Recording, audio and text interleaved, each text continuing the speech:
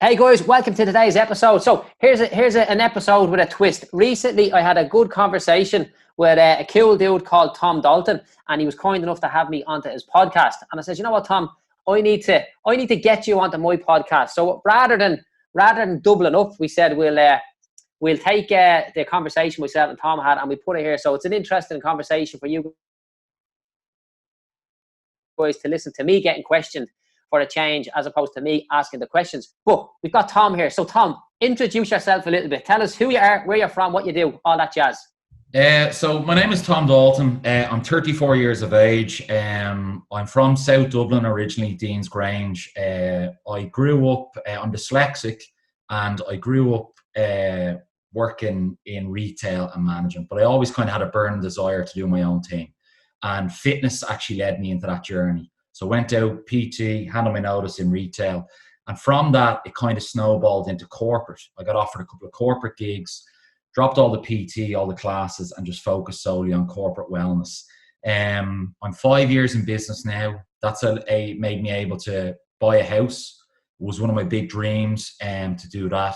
The business has grown. We've got some really good suppliers in the business, and it's expanded where we work with some big clients like Facebook, HubSpot, Accenture, Unilever, Wix, LogMeIn, AIB, KBC, and now I'm leading into the space of, I've got the podcast called Making It Happen. I do a good bit of MCing work at some gigs like Wellfest, or we've done a national campaign with Lucas St. Ireland. So it's kind of grown me into a bit of an MC, but yeah, just super driven to probably always do the best. But the one thing why I had Joe on the podcast is I found I had a great network of people, but I had no content with them.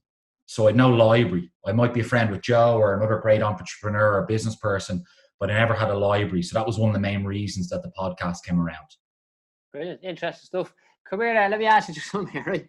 What's your and I didn't even know this, right? What's your thoughts on the plant-based diet? What's my thoughts on the plant-based diet? And I'm asking that from a wellness perspective as opposed to just like, fitness. I'd say scientifically it's amazing.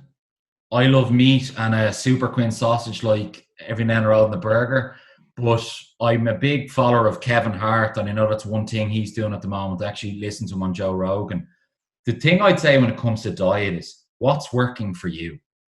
Is it making you perform and be your best, or is the food and the shit you're putting into body slowing you down, or you're unhealthy, you're overweight, or is eating a bit more veg or removing meat or having a higher protein diet or drinking more water? If that's going to help you perform better, do that. It's very simple. People try and overcomplicate the diet and food like that. Less of the sugary stuff, more of the green stuff, drink lots of water, do your exercise, whatever that might be, and have fun with it along the way. Yeah, sweet, man. Look, I don't eat meat at all, I don't say I'm a vegan because I just think vegans are a fucking nightmare sometimes, So I just say I don't eat meat, but that by definition, and I don't eat dairy. But like, it's fucking, man, like I've yet to meet anybody who can keep up with me.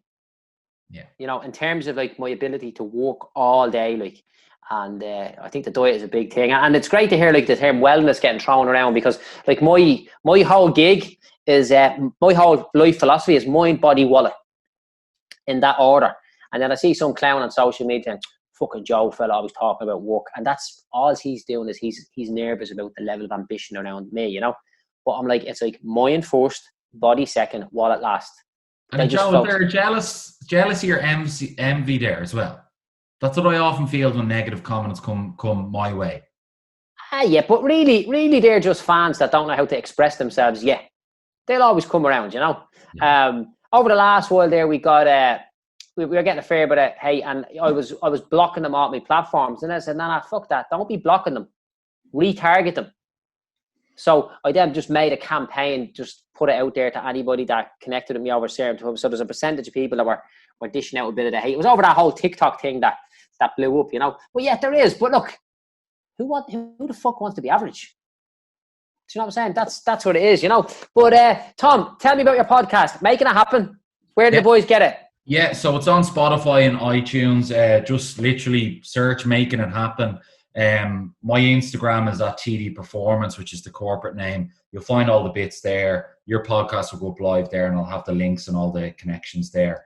And hope you enjoy. We've had some really good guests, some professional sports people that have gone into business. And the really thing I like about, I suppose, the conversations I have is it's not always positive. It's good to hear the negative sides of things and get an honest view of it. Because it's not us plain sailing, but some of the noise we see on social media can be all positive, you know? Yeah. Makes sense. All right. You know, well, listen, Tom, thank you for doing this. Thank you for giving me permission to put your podcast onto my platform. And let's do it again sometime.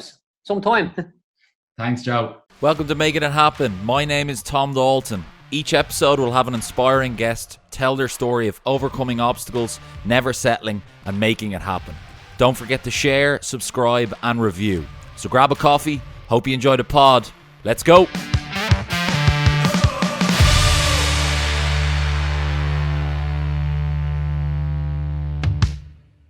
Okay, so we are live. Welcome to episode number 23. My name is Tom Dalton. You're listening to the Making It Happen podcast.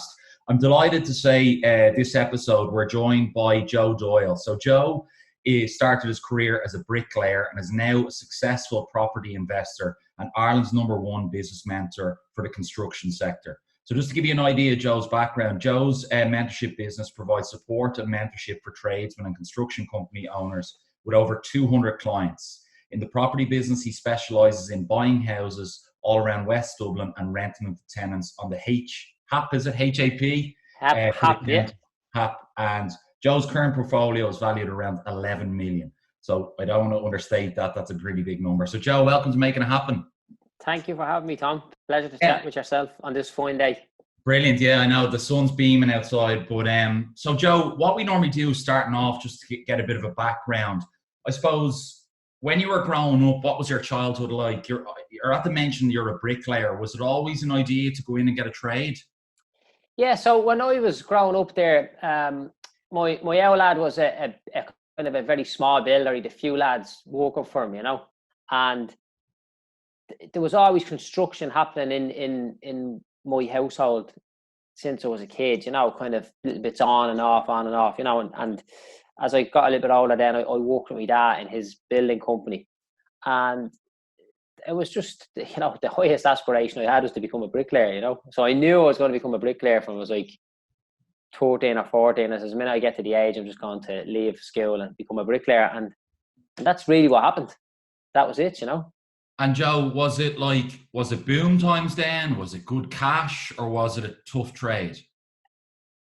It was a mad old setup. Like, I do always say to people, like, I learned everything I know about business from my father, you know.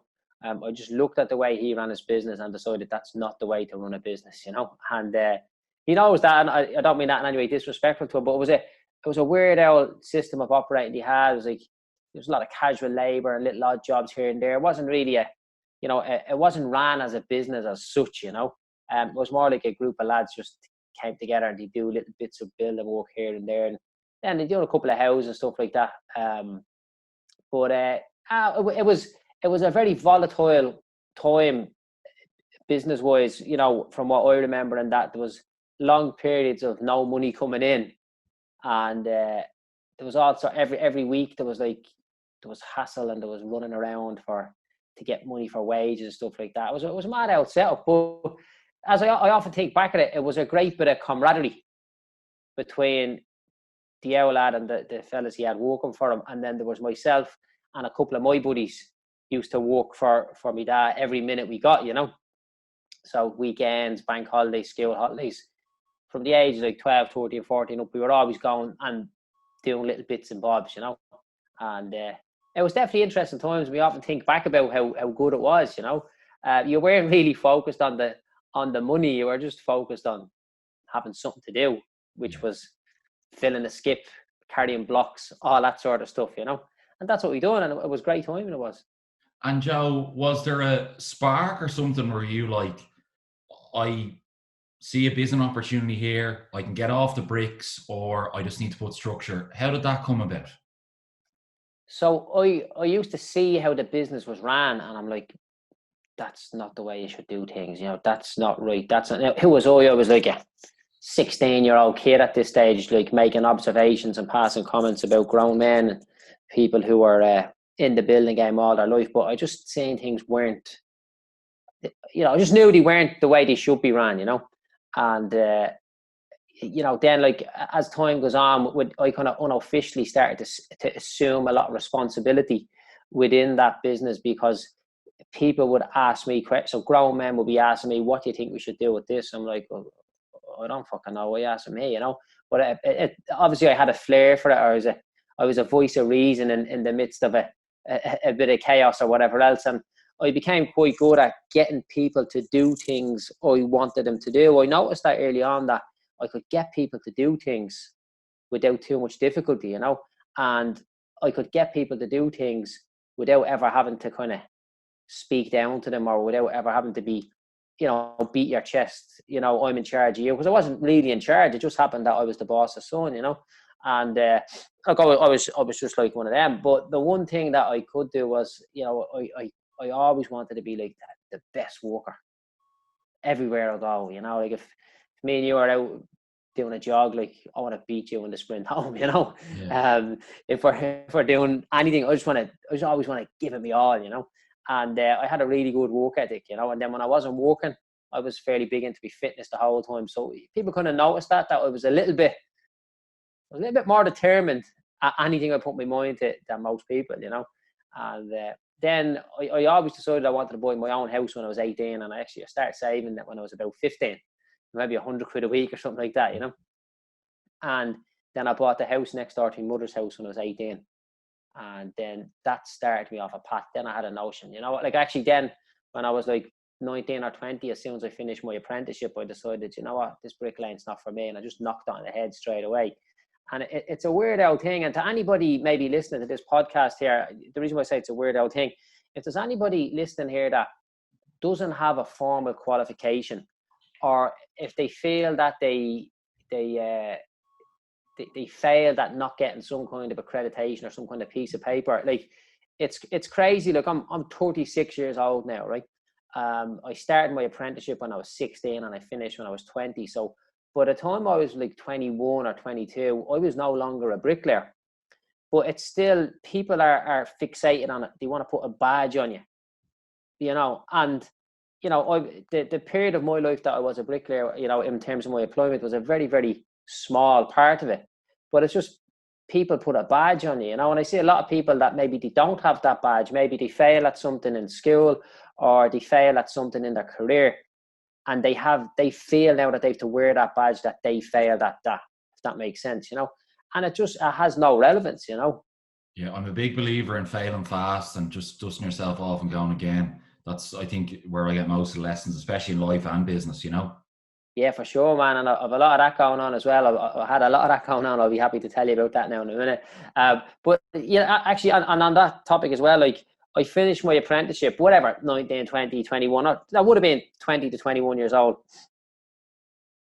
And it's at that point that I believe my apprenticeship actually started. But it wasn't an apprenticeship in a specific trade. It was an apprenticeship in business. It was an apprenticeship in the art of business, or it was an apprenticeship in the hustle, you know. I remember people saying to me, in order to be good in business, you need to have a good banker on your side, you need to have a good solicitor, and you need to have a good accountant. And they're the three things. And, you know, people say you really need them, you know. What they don't realize is that there's one role that's like, you know, I'd say it's superior or more important than the three of those roles. And that's the role of the deal maker. Because if the deal maker is not there, the banker has no one to lend money to, the solicitor has nobody to represent, and the accountant has nobody to do the books for. So if you don't have any of those formal kind of titles, you know, the deal maker will always make the money. The deal maker is the most important man, woman in any piece of business, in my opinion. And Joe, was that, so you bought your first property, you knocked the brick lane on the head. Was it at that time you're like, I need a mentor, I need to build a team, or properties my angle with Everton? So kind of the story as it went, I just had this fixation since I was a kid. I wanted to buy a house. So like, hold on a minute. I paid the deposit. He pays the rest of it back, and it's worth more than as time goes on. This is a no-brainer to me, you know. In many in many instances where I'm doing certain business activities and stuff like that, I don't particularly have light bulb moments, but they seem like the logical next step. So the logical next step to me, and I'll tell you the reason why it was, the logical next step to me was to start building some houses.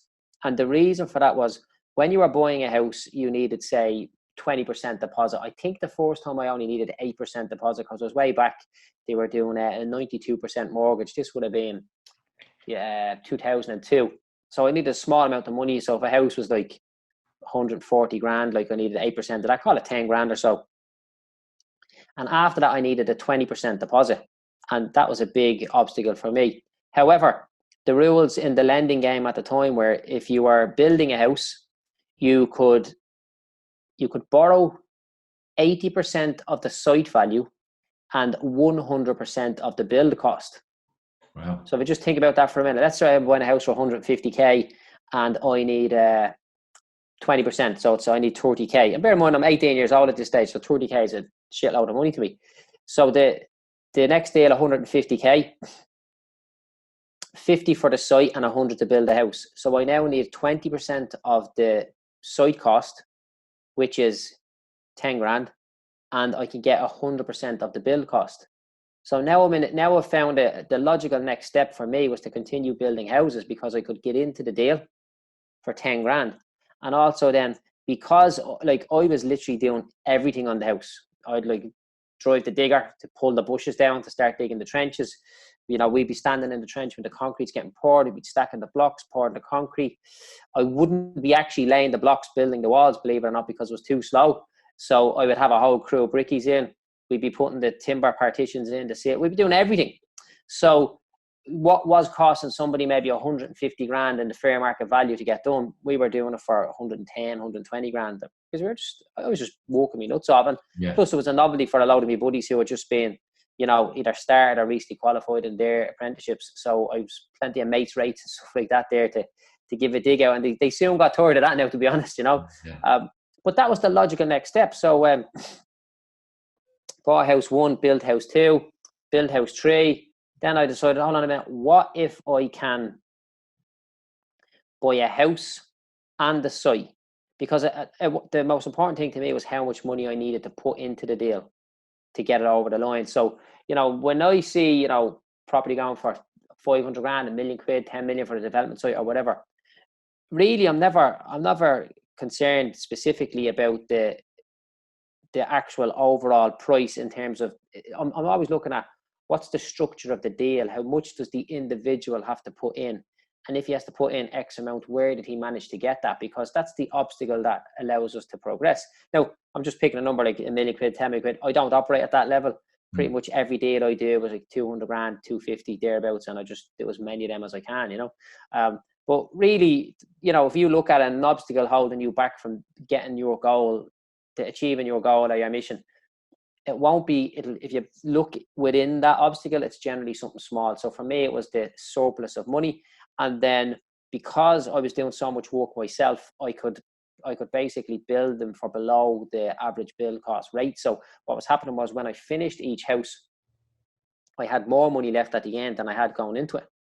So the next one then was, can I buy a house and a site? You know, and does that structure work? And, you know, it kind of worked to a certain degree. So I kept that going for a while, built a few houses, and that was my strategy. But the problem was, built to sell, Joe, or was it built to rent? Or I kept them all. Okay. I kept most of them. I probably, looking back there, it would have been a good call to sell them, because I would have avoided all the potential bankruptcy that just came my way a few years later. However, my biggest lessons came in that when I had all those financial difficulties, and I'm very grateful for them now, because I got them out of the way. I'm not fucking going back there, you know. And I don't feel the need to go back there. Every single bit of business I do is like, right, what if this goes wrong? What if this goes wrong? What if this goes wrong? And once I handle what if this goes wrong, then I look at, right, am I going to make money on it? And in the past, it was always like, can I make money? Can I make money? And I didn't pay attention to what if something goes wrong. And Joe, was it hard at the time? A lot of people, especially when they're getting mortgages or getting a lens of money, was it hard mentally to deal with that, or did you always see, you know what, I'm going to flip this and make the profit, so it's not a problem? see, like, you know, ignorance is bliss. Like, where I grew up in Clondalkin, like, none of my buddies were in any way business minded. They didn't have a business. The best performers out of my peers growing up were people who got an apprenticeship, you know, and there was so loads of lads were just on the labour. They didn't bother working at the time. They were only out of school, all this sort of stuff. So, like, the fall from grace for me, if I didn't succeed, wasn't very high. Nobody thought any more of me if I bought 5 houses or 10 houses, or if I had 10 failed deals. They didn't care. I wasn't really judged by that. And I often say to people that I grew up in the land of opportunity. So where we grew up was, you know, at the time it was fairly rough out going, like, you know, like you didn't have to go too far to get your head kicked in, you know, that sort of way. When we were growing up, it was rough enough. But what I always say is it's the land of opportunity. And the reason being was because you could be whatever you want. Like, the lads I went to school with, they ended up getting involved in crime, going to jail, stuff like that. People didn't pass judgment on them because they were all so consumed by their own challenges and issues that they were dealing with at the time. And I always viewed it that if I bought a house and rented it out, well, chances are I was either renting out to one of my buddies or most likely a sister or a brother of one of my buddies, right? So if I didn't succeed at what I was doing, I would just go and rent a house on welfare from somebody like me. So it was never, you know, and plus I didn't need to go out and get a 500 grand mortgage and have 2 brand new cars in the garden, like what a lot of people needed to do in better parts of the city just to blend in. Yeah. You know, that was my view, and I think I was quite lucky to grow up there, you know. And Joe, you mentioned failure. Is there any like advice you give to anyone listening when they're dealing with failure, or like what it meant to you at the time? Yeah, so people think failure is final, you know, but like, failure is an important part of growing. It's an important part of learning. So what happened with me was that I was doing this strategy from 2001, 2002, 2003. Have a guess what happened in 2007, you know? And I was taking all the money that I made on every deal and just bringing it on to the next one, bringing it on to the next one, bringing it on to the next one. And that's pretty much just like going on to the races and taking all your money and putting on the favourite. Chances are he's going to win. And then taking all that money and putting on the next favourite. And just keep doing it. And one day it's not going to come in and everything's wiped out. And that's what happened with me. I had a couple of deals going south. You know, the biggest one was paid 685 grand for a property. The bank sold it for 80 grand. They made me pay the balance back, you know. I had other properties there, bought for 230 grand. The bank sold it for 55 grand. Again, I had to deal with all this sort of stuff. Plus, I had a load of mortgages that were just going into arrears. So all that sort of stuff was going on, you know. And it was definitely challenging times for me. And, you know, I appeared in an RT documentary about this at the time, and I was very reluctant to do it at the time. But the reason why I done it was because I was getting the help of a couple of consultants and experts who are going to help me figure this piece out.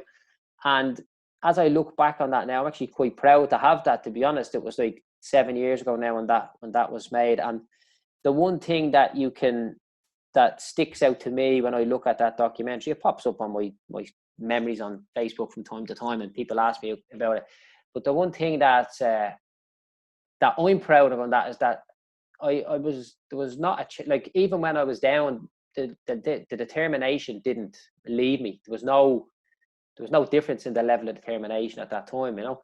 And it did take a bit of time then afterwards. It actually got more stressful towards the end because I had to deal with like 5 or 6 banks. Basically, the numbers were, I owed out 3 million quid and the properties are worth £1 million. So they're like, right, Joe, where's our 2 billion? And I'm like, what in the name of God? How am I going to get that? I'm like, I'm a fucking bricklayer from Clondalkin. Like, I'm 23, 24. Where am I going to get 2 million quid, you know? And this was all new to me and it was all learning, and it was an interesting time. But it got more stressful towards the end because when I was dealing with, I think it would have been 5 banks there. I won't list them off now just for the sake of anonymity for the banks, but I was dealing with 5 banks, so I was basically snowed under with all this stuff. And, you know, how we actually resolved them is another day's conversation, but we resolved one. It's like, okay, that was actually done. Then we resolved another one. But then when I only had 2 banks left to resolve, I started tackling the biggest ones first. So then I had 2 banks left to resolve, and these were the smallest ones. But even the smallest bank was enough to send me over the edge and make me go bankrupt, you know? Yeah. And when I got to the end, it got more and more stressful, because I'm like, all that work that I've done to resolve these issues is all in vain now if I don't get this deal over the line. And then if I don't get this deal over the line. And what actually happened was, I can remember the day signing the last piece of paperwork for the last one, and I was sitting on the quays in Dublin, Friday traffic, and I was like bumper to bumper, and I was just floating. I was just like happy out, man. I'm like just sitting in traffic, going nowhere, Friday afternoon, hot and sweaty, and I'm like, this is great. You know, the one thing that you don't want to be doing. And over the course of maybe 48 hours, maybe a week after that, this is the way I kind of picture it now. It was like as if I'd been walking through fog, and when I looked back, I'm like, oh my God, look at how foggy it is down there. I've just walked through that, and I could then see clearly. And from that moment onwards, I became a fucking machine. I did, you know, and that was it. I was like, right, let's get it on here now, you know, and nothing got in my way. I was literally, you know, flat out round the clock every day, coming up with ideas, coming up with plans, coming up with different things. Most of them didn't work, but I didn't care, because I'd just been through the biggest failure and still managed to survive it. So it then became failure became my friend, you know. Do you ever hear the Gordon Gecko thing? Greed is good, you know. Yeah. Well, no, failure is good. Failure is good, because it lets you know who you are, you know. I've got like over 200 clients that I help with their business, all tradesmen, construction workers, small business owners. And when the corona came to town, I'm like, listen, lads, any fucking clown can tell you how to make money when the economy's good. Stick with me over the next few months and watch what happens. And all my guys are absolutely knocking out of the park now. You know, because Joe, so just if we spin forward to that, did you get a mentor then at that stage, or you're just doing well and you're like, wow, I can be a mentor for other tradesmen? How did that come about? So I've always had a mentor, and like even like right now, like, so I always hang out with people who are doing better at what I'm trying to do good at, if that makes sense. So for example, even as we speak today, right? So I've got a couple of guys that I hang out with when I'm doing training. So I've got a personal trainer. He puts me through my paces all the time. One of my buddies, he's the fittest man I know, and I just tag along with him all the time. He's doing stuff and catch up with him. I've got another buddy. He's got he must have like 10 times more property than I have. I learn stuff from him. Got another guy who's like really good salesman. He helps me out with that. I've got guys on the IT. So I don't have one specific mentor. And the difficulty for me was that I would love a mentor. I would love somebody who came from my kind of background and done what I have done, in the same area.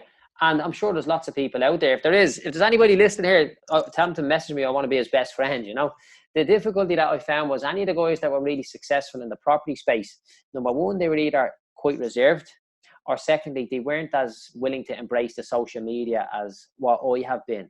So I kind of work and I take a few different people from different areas on there. And I work with them. And I've just recently, the last couple of weeks, I've agreed to hire a mindset coach. I haven't started with him just yet. But I'm sure that there will be some good stuff coming out. And that's just purely to help me with my mindset. And people would say, they would already believe that I've got a good mindset, but maybe I have, but I want a world-class one.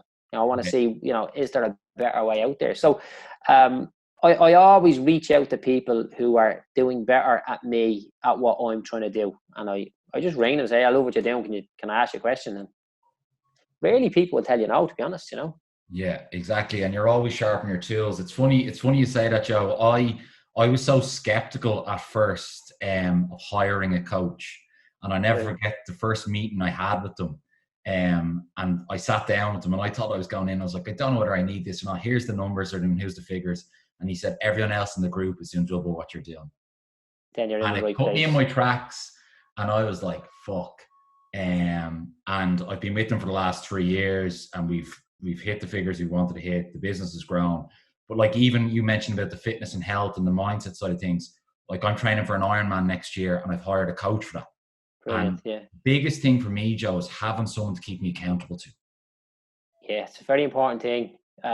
Like the one thing that I've learned throughout, and then I'll explain to you how I got into the coaching space now in a few minutes, but the one thing that I've learned in the couple of years that I've been in this coaching slash mentorship slash support slash accountability, whatever term you want to put, once I've been in this space, is that intelligence has like fuck all got to do with it.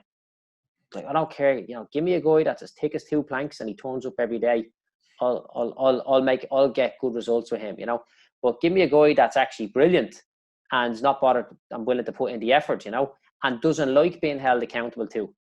It doesn't make a difference how skilled he is. I just find that it's unfortunate for people that have that kind of attitude, but the accountability is a big thing for me and for everyone else, And Joe, when you mentioned that, so were you just like, Jesus, I'm doing well now, there's guys coming to me, and you're just like, I'm going to open this up as a tradesman show or be a mentor? How did that come about?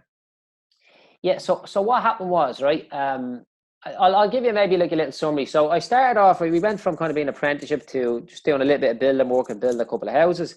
And I stopped just a little bit before the height of the market in 2007. And it just didn't make sense to me how people could pay the amount of money they were paying for buildings.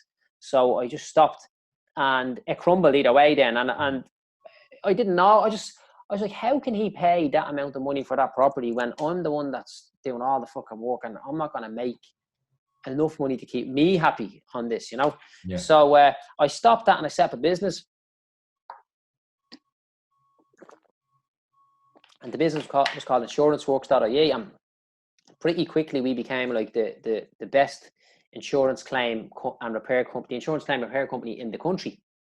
Now, we only really done Dublin and the kind of the Leinster area, but within the space of like 12 months, we were the guys. Like, people knew us, and so I just knuckled down, went flat out there. But in between all that, I had my bankruptcy stuff that in the end I didn't need to go bankrupt, but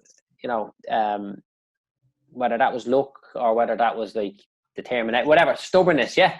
And I sorted the stuff, and as soon as I started that, I was still tipping away buying a property here or there, because then the property prices are like a quarter or half or whatever way you want to look at it from the height of it. So eventually, like the building company was doing about £1 million worth of work every year, which is small for the construction space, but it was big for the small little operation that we were running, And then the properties, the money getting made from the property was outweighing the money getting made in the construction company. So I'm like, right, time for me to leave this building company now. And look, I dragged out leaving for 2 years. I should have left it 2 years beforehand. But people were saying to me, you're not sad leaving the company and all that. I'm like, no, like I set it up to do something, and I've done it, and now I'm finished and I'm going off to the next one. And I pretty much lived by the notion that I learned from my dad, like, never tell anyone your business, keep your cards close to your chest, whatever you say nothing. And that was the way I do my business. People seen the vans, people knew Joe, people had wave, people were only happy to ask you, how are you doing? Because they knew there was a little bit of magic about my business. The other guys in the construction space, they knew that I was doing something a little bit differently, and and a lot of people in the area knew that I owned a lot of properties around and stuff like that.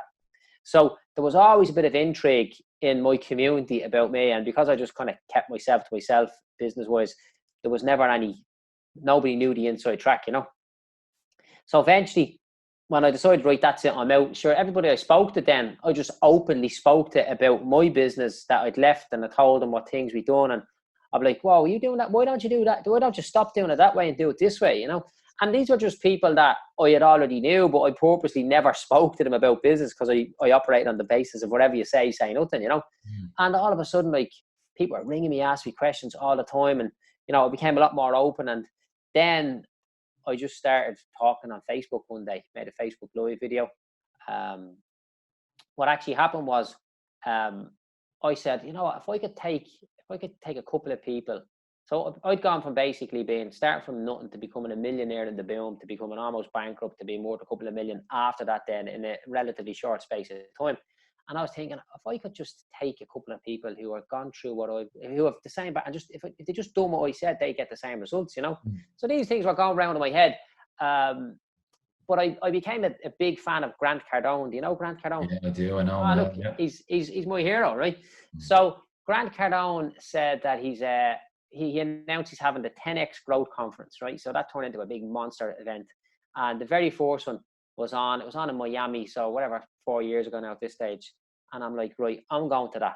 And I'm like, if I'm going, I'm not going to be any old general admission idiot. I'm sitting in the front row, and I'm not going to go and sit in the front row and have no money in my pocket. And, you know, and this is me dreaming, talking to myself. I'm going to fly first class. Grant has a lovely Rolls Royce. I'm going to get Rolls Royce to take me to the airport. I'm going to arrive there the same way Grant arrives there. That was my plan, you know. So I done the numbers, and it was like 25 grand of a trip or 30 grand of a trip or something like that. And then I'm like, right, hold on a minute, Joe. Don't start thinking you're Bertie Big Balls here now. You'll have to been through the mill.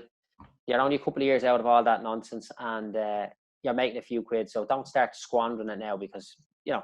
So I says, right, I'm going to go and I'm going to spend all that money. But the deal is I have to make that money from somewhere new, from now until the day that arrives. So on the 27th, 28th or 29th of December, I was on holidays for the new year, and I just made a Facebook Live video saying I've got a little announcement.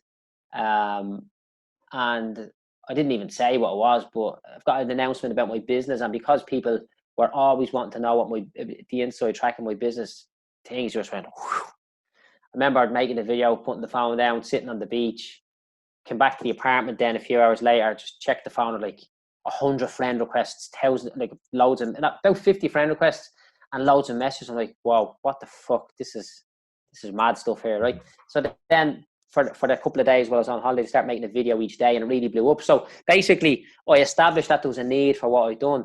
And that was in December, and the Growth Conference was in March. I was actually over there for Paddy's Day, and I'd made 40,000 euros from December to March. And I basically spent most of it on the trip anyways, you know. But I'd learned the notion of making a commitment to, you know, what if you want a Ferrari, go out and buy a Ferrari, but just don't touch your savings, don't touch your existing business. Let's go into the back of your brain here and find out what we need to do to get that Ferrari, you know. And I was just chatting away and different on camera and attracting all this attention. And then I put a little program together. It was an absolute disaster, to be honest, the program. And then I figured out how to refine it. And we're refining it ever since. And it was the logical next step. It's not that I just decided to go out and do one specific thing. I was constantly refining, and that to me was the logical next step. And today we've got about I can tell you now exactly, I think we've got 250 clients on that. Are they paying monthly subscriptions, Joe? It's a six monthly. I got 233 clients. They pay. It's a 6 monthly program, so they come in and we turn their life around for them in 6 months, you know. And I used to say to people, this is turning your business around. But like, what you need to understand, like for small business owners, micro enterprises and self-employed people, your business is your life. So if you could turn people's business around, you actually turn their life around. You see the guys, and they've a nicer car, and they're going on holidays, and money's free and freeing up for them a little bit.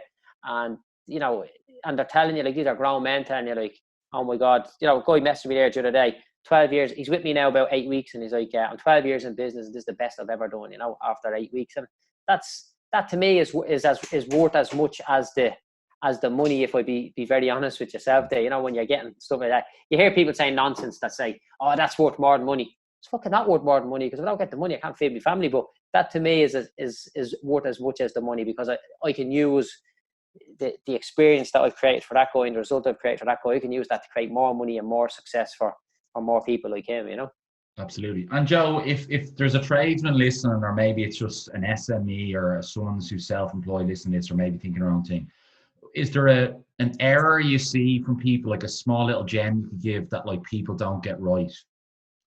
Yeah, people aren't focused. So my system is quite simple, right? So let's say Tom rocks into Joe's office, and he, like, I think it's very, very simple, right? Tom comes into Joe's office, and he says, Joe, I want to be a millionaire. Okay, good stuff, man. Maybe I can't help you, right? But I can help you get to this point, because I'm a firm believer that you shouldn't try to teach people to do things that you haven't done yourself. And that's why I'm very refined about who I take on as a client, right? So here's the rules, Tom. We need to get you to the point where you can make 500 euros profit per day. And if we can get you to do that 20 days within the month, that's 10 grand in the month. And if we can get you to do that 12 times in the year, that's 120 grand in the year. And you might say, so sometimes people, they've got their ego with them, like, sure, at that rate, I'd lose money. I'm like, no, you're not. 500 euros clear profit per day. And that's where we start. And what happens is, so that guy I just gave you the example there, he's been with me like 6 or 8 weeks now. And it took us a few weeks to get him to the point where we could make him 500 a day consistently. So really the target is 10 grand a month. I used to say to people, I want you to make 10 grand a month. And people couldn't get their head around it because it was too big a number. I'll say, okay, well, let's make 500 quid a day. And people, well, hold on a minute. Someday I have made it in the past, or I got close to it a few times. So 500 a day equals 10 grand a month. But 500 a day is a little bit more believable. They feel it's a bit more achievable. So we go with that. And I'm like, we'll discuss a little plan. What can we do to get 500 a day? Okay, so, tomorrow morning, I want you to have made 250 quid by 1 o'clock. And then from 1 o'clock till 6 o'clock, you have to make another 250. And the lads generally throw a wobbler, say, I can't do that. They can do it, but they don't feel confident to do it consistently. And that's the process, 500 a day. And we've got all these little tools that we give them to help them do that. And in most instances, we're not giving them more to do, but we're actually taking away what they're already doing. We get them to do less things. Like I'm very, very specific in what I do. Like, there's nobody can compete with me in my space for what I do, because they just can't. And why is that? Because my space is very, very narrow and very, very defined. So what do? I take tradesmen, sole traders, and small business owners in the construction related trade, and I show them how to make 500 euros per day. That's it. I'm not doing anything else. I'm not doing other stuff, right? Then when they get there consistently, so that's my business. My other program is I teach them how to buy property. So when they get to the point where they're making their 500 a day, we then take that money, and the term is you use your business as a vehicle for wealth creation. So we take that money and we put it into something. So the 120 that you get in the year, then the minute you put it into a deal, it's became 160. And that 160 of value now is giving you maybe 1,000, 1,200, 1,500 quid a month for the rest of your life. And then we go back and we start again. And even on the property front, I'm very specific about what I do. I buy properties in Tallaght, Clondalkin, Ballyferma, Finglas, Blanchestown, a couple of places with that kind of area. I buy them for less than 200 grand, and I rent them back to people from the area on HAP or a long-term lease to the council. I'm not buying sites to build houses. I'm not buying hotels. I'm not buying shopping centres. I'm not buying shops. And I'd love to do all that. But when I just stick to what I'm doing, nobody can come near me, because I've got such a good reputation in that space. I've got such level of experience in that space. I've done it literally dozens and dozens of times, and I've helped hundreds of people. So when you become hyper focused, it's very difficult for somebody to compete with you. And that's why I say to people, like, if you're going to do one thing, if you want to get success, start doing less quantity of things and start doing more of what you're actually doing. Start doing more of one or two things. And Joe, that hyper focus, it's brilliant getting all this from you and anyone listening, I'm sure. Like, did you learn that from a book? Was it Grant Cardone, or was it just going? Because I know as entrepreneurs, especially myself, I can get an idea, pops into my head in the morning. Geez, that could be good. I could make a few quid off that. Should I do that? I know we can get pulled left, right, and center. So just where did that focus, or how did you get that discipline? So I'll tell you what I got from Grant Cardone, right? So, like, again, bear in mind, there wasn't very many really motivated people. There wasn't any motivated people around my environment growing up, right? So, as I came from kind of like, 20 from 20 years old into my 30s or whatever else, and I had this big block in the middle where I deal with all that bankruptcy stuff. People used to ask me, like, why do you work so much? Like, you've got, in their eyes, I'd made it. In my eyes, even right now today, I'm barely even starting. I think I'm grossly underperforming. But they would ask me, like, why do you do that so much? And what I wasn't at the time was I didn't respect my uniqueness because I thought I was all like them. I was just, but I'm not. I was completely different. And then when I connected with Grant Cardone, and I just seen this one sign: success is your duty, obligation, and responsibility. And that was just like, that was all I needed to see. Just that one sign that just showed me that is it, you know. Like, why do we go after success? Because it's, you know, I believe a lot of Irish people are, you know, even like I chat to people and there's a lot of people don't like me, and that's fine, right? But really why they don't like me is because they feel intimidated by being around somebody who's so ambitious. That's my belief, you know. You hear people saying, you know, all Irish people are begrudgers and all that. I don't actually think they are begrudgers as much, anywhere near as much, as I believe that they are intimidated by ambition. They don't know what it's like. You know, I'm on a mission to make 100 million quid. No problem saying it to you. Like that's and anything less will be failure, and anything more will be part of my next plan. But that's what I'm at, and I'm like not apologetic or anything about it. But to answer your question there about focus, I just learned that as I'm going on, the less number of things I do, the better I am at what I am doing. And, you know, just the more focused you can be, it gets sucked. No, a lot of your listeners will be saying, oh, yeah, look, Joe's dead right here. And look, obviously, I don't know all your listeners, right? You know a few of them. But, oh, Joe's dead right about focus. Like, I'm dead focused. Like, look, if you're saying to yourself, you're dead focused, right? I'm telling you here now, chances are you're not. Yeah. Right? You're not. And even sometimes, like, you know, you see me almost broke the internet there the last couple of weeks with all that media attention we got. I'm like, oh my God, I need to focus. So we were like getting called by newspapers and radio stations, all sorts of stuff for something that went on there. And I'm like, I need to focus. Like, this is driving me mad. I got like 2 days work done in a whole week. And normally I get 10 days work done in a week, you know. But I'm like, this focus is just, you know, I have to stop and you have to just go back in. So, and I still believe I should probably focus even more. Like, I know for an absolute fact that I am losing money on my property business by playing around with the Facebook business, the mentorship and the social media. But I also know that I'm losing money on the mentorship by focusing on the property. Yeah. So, however, I'm willing to trade that off because, you know, people in the space, they know who I am and they wouldn't know me without that. And I use my social media platforms to attract deals, investors, clients, and all that sort of stuff. So that's a trade-off that I'm willing to make, you know. Yeah. But for anybody who thinks they're focused, work on the basis that you're not focused. You know, you be chatting to people and you say, right, 95%. So if I was to say to you, 95% of people won't succeed, right? In your head, you're going to be like, I know, I'm in the 5%, right?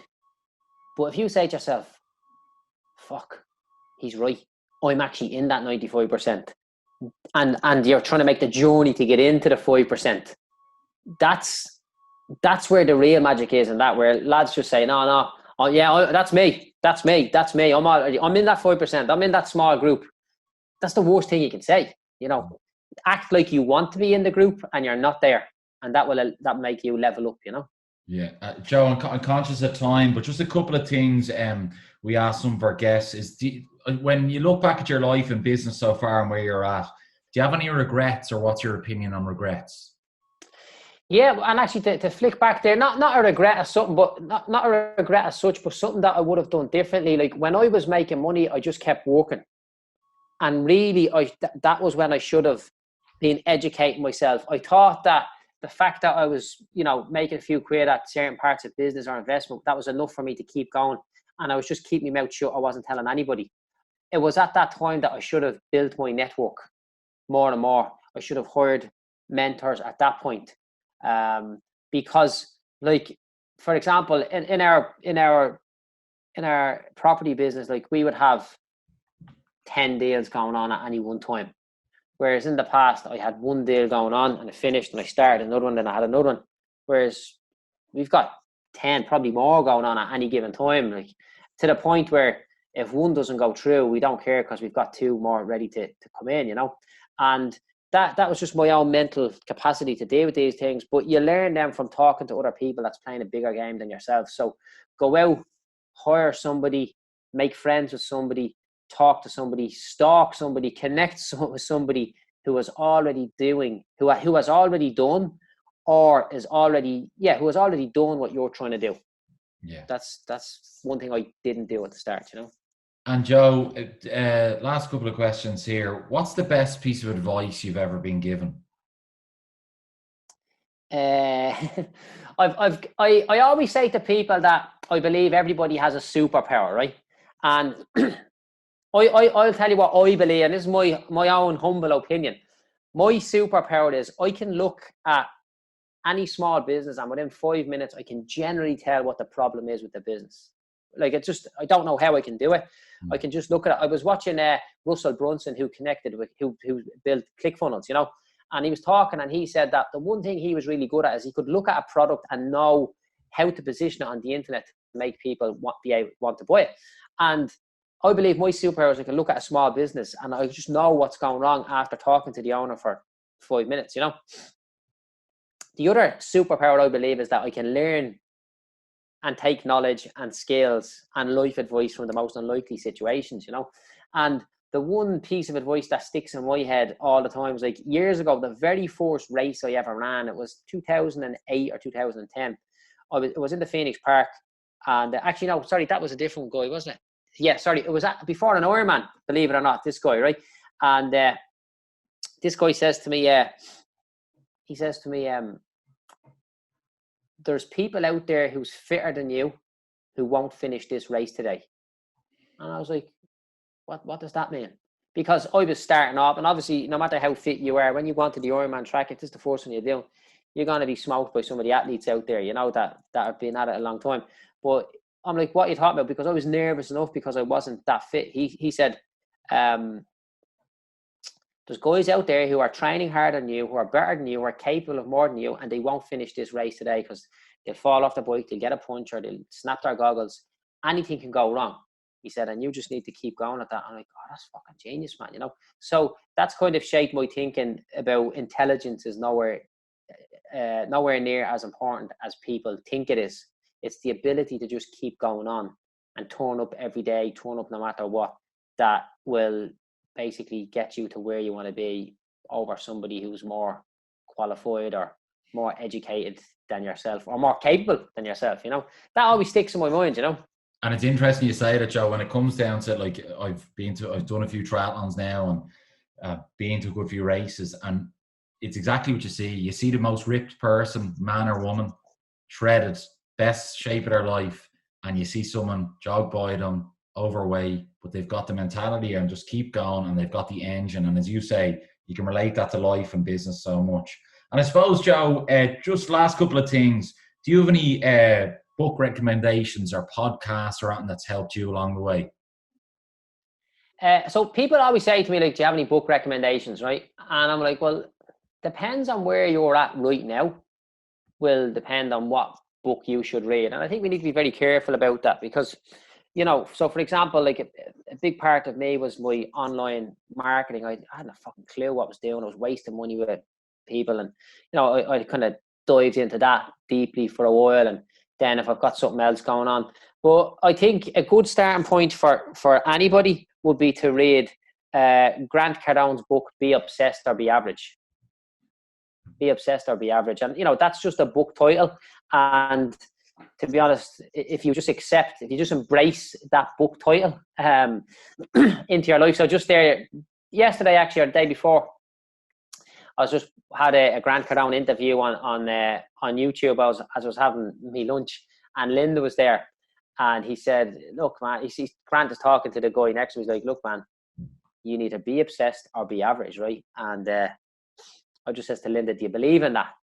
And it's not even that she answered me, just the look she gave me, like, you know, she's like, "Yeah, you know, like, I'm fucking 100% obsessed with what I'm at, you know, because if I'm not, I know I'll be average." So that's a good one. Or a book called Extreme Ownership by Jocko Willink. Everybody knows Jocko. He's a big name on Instagram and all that nowadays. But if you just even listen to the titles of those two names, Be Obsessed or Be Average, and extreme ownership. So extreme ownership basically means take responsibility for everything, as in like everything. And if you do that, the world will be a completely different place for you than if you're willing to point the finger. And we're all willing to point the finger at certain things in our life, you know. And the less times we point the finger and the more we take responsibility for stuff that's even beyond our control, the better chance you have of succeeding, in my opinion, you know. Yeah, 100%. And listen, Joe, it's been brilliant and it's flown by. I'm sure it could keep you here for another hour. Where can people find you or stay in touch with you? You can just catch me on any of the social media platforms, just Joe Doyle Entrepreneur. If your listeners, I've got loads of different training packages and different things like that, right? So I've put something small together. So if your listeners want to message me, and just message me with Tom Dalton or Making It Happen, or if they just message me Tom Dalton podcast, right, I'll send them a free gift, and there's a couple of hours business training that for them, and I'm happy to do that to support you, Tom, and to support your listeners, because you know I respect the work you do. Like, if people aren't listening to you today and they're not listening to people like you, they're listening to bullshit on the radio while they're either going for a jog, or they're listening to music that's not going to improve their life or financial position while they're driving down the road or anything like that. So, you know, maximum respect to yourself and people that are doing what you're doing out there, having a go, because, you know, the work that you're doing it will impact people's lives, you know? Yeah. Well, listen, I appreciate you, Joe. It's been an absolute pleasure. And I'm going to say wish you the best going forward, but I know you're going to only demand the best from yourself. That I'll take that as a compliment, you know. Actually, let me say there, Facebook is the best platform to catch me. Facebook's the best one to catch me on there, but you didn't catch me anywhere. I'm the proud owner of the first 1.5 pages of Google with my name, and it took me ages to get there. And that's one of my achievements. Just putting Joe Doyle, and pretty much every one of the first results is a method for you to contact me or connect with me, you know. But listen, Tom, it's been amazing. Appreciate the opportunity here today, and I'll see you at the top. Cheers, Joe. So guys, thank you very much for listening in today. If you're struggling with any aspect of your business, do not suffer in silence. All good business owners learn from the mistakes of others. And trust me, I've made a lot of mistakes before getting to where I am today. You can ask me any questions you have by reaching out to me and messaging me on Facebook by searching for the Tradesman Support Group by Joe Doyle. Thanks for listening, and I'll see you next time.